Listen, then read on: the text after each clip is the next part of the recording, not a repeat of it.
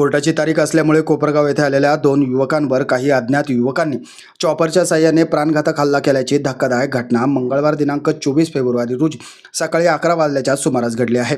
या हल्ल्यात राहुल अप्पा पवार वय वर्ष 20 हा युवक गंभीर जखमी झाला आहे।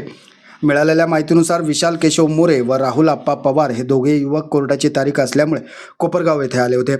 काम आटपून ते घरी जात असताना धारणगाव रोडवरील श्रद्धा कॉम्प्लेक्स जवळ काही युवकांनी त्यांना अडवून चॉपरने हल्ला केला।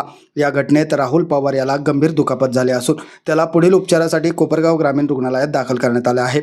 सदरचे दोन्ही युवक हे ब्राह्मणगाव येथील रहिवासी असल्याचं समजतं आहे। ही घटना मुख्य रस्त्यावर घडल्याने परिसरात भीतीचं वातावरण निर्माण झालं आहे। आम्ही तारीख बीर केली, आम्ही चाललो होतो घरी, त्यानं आम्हाला अडवलं।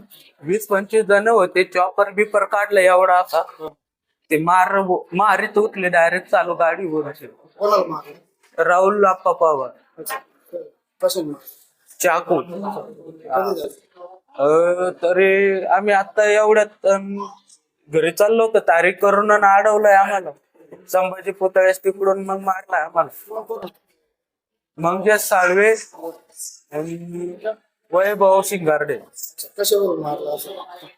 तर आम्हाला नाही सांगता येणार साहेब, पहिल्या जत्रात कोणाचे त्यांचे कोणाचे मार झाले त्याने नाही, पण आम्हाला आडून मारले ते ना। आता तारीख करून चाललो होतो घरी। दरम्यान प्राथमिक माहितीनुसार ब्राह्मणगाव येथील झालेल्या यात्रेमध्ये मागील भांडणाच्या कारणावरून हा हल्ला करण्यात आल्याची शक्यता व्यक्त केली जात आहे।